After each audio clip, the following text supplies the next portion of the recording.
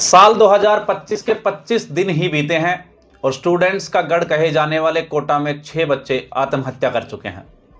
इनमें से 5 स्टूडेंट कोटा में रहकर जेईई की तैयारी कर रहे थे, वहीं एक छात्रा यहां नीट की तैयारी करने के लिए आई थी। नमस्कार, मेरा नाम है कृष्णा अवतार दत्त और आप देख रहे हैं दैनिक रेडियो पर संडे स्पेशल। दरअसल आज का मुद्दा बड़ा ही गंभीर है, क्योंकि देश का भविष्य कहे जाने वाले वो फर्टाइल ब्रेन जो आईआईटी और नीट जैसी परीक्षाओं की तैयारी करते हैं, जिसके लिए एक बहुत ही सजग दिमाग और सोच की आवश्यकता होती है, आखिर वो लोग आत्महत्या क्यों कर रहे हैं? क्या इसके पीछे मानसिक दबाव है या योग्यता साबित ना करना? दरअसल सुसाइड के इन 6 मामलों में सुसाइड फांसी लगाकर की गई है। इनमें 19 साल के नीरज जाट ने जिस पंखे से फांसी लगाई उसमें एंटी हैंगिंग डिवाइस भी लगा हुआ था, लेकिन फिर भी नीरज की जान नहीं बच सकी। पुलिस का कहना है कि ऐसा इसलिए हुआ क्योंकि नीरज ने पंखे के कुंडे से फांसी लगाई थी। वहीं नानी के घर में फांसी लगाने वाले मनन जैन ने खिड़की के एंगल में फांसी लगाई। इसमें एंटी हैंगिंग डिवाइस का कोई मतलब ही नहीं रहा। बाकी के सभी सुसाइड पंखे की फांसी लगाकर की गई, जहां एंटी हैंगिंग डिवाइस था ही नहीं। लेकिन इससे पहले अगर हम बात करें कि पिछले सालों की, तो साल 2024 में कोटा में रहने वाले 17 स्टूडेंट्स ने सुसाइड किया था। पिछले साल जनवरी के महीने में 2 और फरवरी के महीने में 3 सुसाइड हुए थे।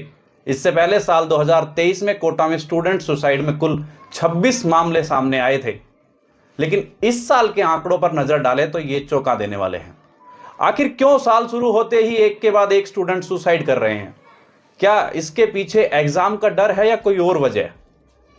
दरअसल इस विषय पर दैनिक भास्कर ऐप का एक रिपोर्ट है, जिसमें MP suicide prevention task force के मेंबर और साइकाइट्रिस्ट डॉक्टर सत्यकांत त्रिवेदी ने कोटा में रह रहे स्टूडेंट को सुसाइड को लेकर कहा था कि किसी भी आत्महत्या में कोई एक कारण नहीं होता, वहीं एग्जाम सभी बच्चे दे रहे होते हैं। ऐसे में सुसाइड के लिए मिले जुले फैक्टर्स जिम्मेदार होने चाहिए। इनमें जेनेटिक कारण भी हो सकते हैं, सामाजिक कारण भी हो सकते हैं, पीयर प्रेशर भी हो सकता है, माता पिता के एक्सपेक्टेशंस और शिक्षा तंत्र जैसा बहुत कुछ इन सब के बीच में शामिल होता ही होता है। साथ ही डॉक्टर त्रिवेदी कहते हैं कि कहीं ना कहीं हम बच्चों को ये सिखाने में नाकामयाब हो जाते हैं कि स्ट्रेस, रिजेक्शन या फेलियर से कैसे डील करना है। आज बच्चा ये मानने लगा है कि उसका एकेडमिक अचीवमेंट उसका एग्जिस्टेंस से भी बड़ा है। बच्चा तैयारी छोड़ने के लिए तैयार नहीं है, लेकिन बच्चा जीवन छोड़ने के लिए पूर्ण रूप से तैयार हो जाता है।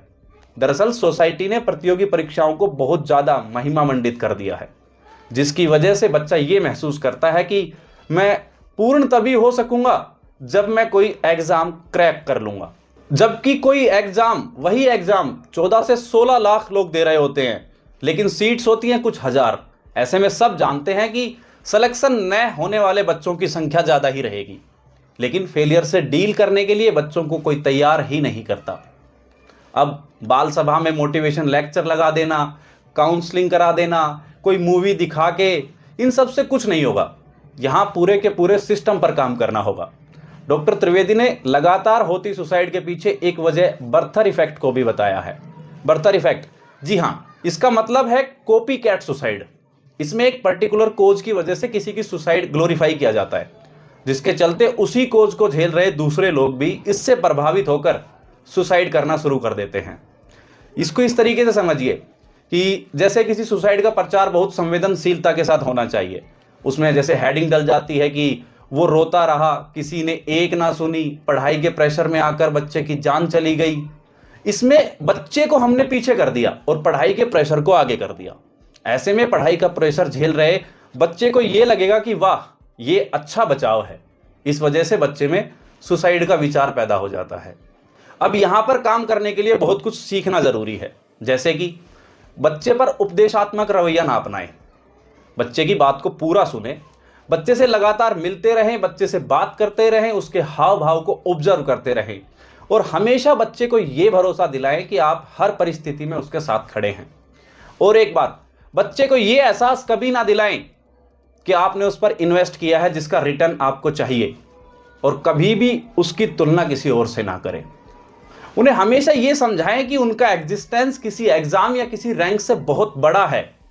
और खास तौर पर कुछ ऐसे वाक्य जो बच्चे के सामने कभी ना बोले, जैसे कि तुम गधे हो, मुझे पता है तुम मेरी नाक कटवाओगे, बर्बाद कर दिया तुमने मेरे पैसे को, इतना अगर मुझे मिला होता तो मैं तो कलेक्टर बन गया होता, इत्यादि इत्यादि। ये बहुत सारे ऐसे वाक्य हैं जो माँ बाप अक्सर बच्चों को बोलते हैं।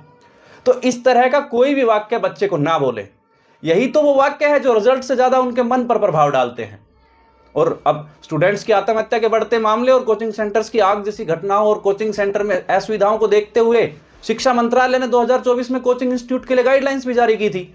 उन गाइडलाइंस में हालांकि बहुत कुछ है, जैसे कि ट्यूटर ग्रेजुएशन से कम योग्यता के नहीं होंगे, इंस्टीट्यूट अच्छे रैंक और नंबर की गारंटी नहीं देगा, 16 साल से कम उम्र के स्टूडेंट का एनरोलमेंट नहीं होगा, हर कोर्स की ट्यूशन फीस फिक्स होगी, बीच में अगर कोई बच्चा जाता है तो उसकी फीस लौटानी होगी, बीच में फीस नहीं बढ़ाई जाएगी, तय समय से पहले अगर कोर्स छोड़ रहा है तो फीस वापस देनी होगी, अगर स्टूडेंट हॉस्टल में रहता है तो हॉस्टल की फीस भी वापस देनी होगी, और वेबसाइट पर टीचर की योग्यता और उस कोर्स की पूरी अवधि बतानी होगी। बच्चे के मेंटल स्ट्रेस से लेकर और उसकी सभी सुख सुविधाओं के लिए ध्यान रखना होगा। अच्छे परफॉर्मेंस का प्रेशर नहीं बनाना होगा। छात्र मुश्किल या तनाव में दिखे तो मदद सिस्टम का इस्तेमाल करना होगा। कोचिंग इंस्टीट्यूट में साइकोलॉजिकल काउंसलिंग का अलग से चैनल भी होना चाहिए। हालांकि नियम और भी हैं, जैसे कि फीस अधिक लेने पर रजिस्ट्रेशन तक रद्द हो जाएगा। लेकिन बात यह है कि इतना सब कुछ करने के बाद भी ये घटनाएं बंद नहीं हो रही। हालांकि साल दर साल इसमें इजाफा ही होता हुआ नजर आ रहा है। हालांकि ये सोचना तो सिस्टम और प्रशासन का काम है कि कैसे इनको नियंत्रित किया जाए। अगर आपके मन में कोई सुझाव है तो आप इस पर अपनी राय देना चाहते हैं तो आप कमेंट बॉक्स में हमें लिख सकते हैं।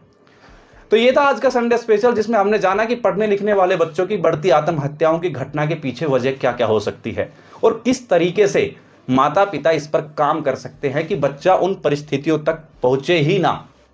तो ये थी आज की वीडियो। अगर आपको ये वीडियो पसंद आई हो तो वीडियो को लाइक करें, कमेंट करें और शेयर करें। हाँ, चैनल को सब्सक्राइब करना ना भूलें। मिलते हैं अगली वीडियो में एक नए बहुचर्चित मुद्दे के साथ। तब तक के लिए नमस्कार, धन्यवाद।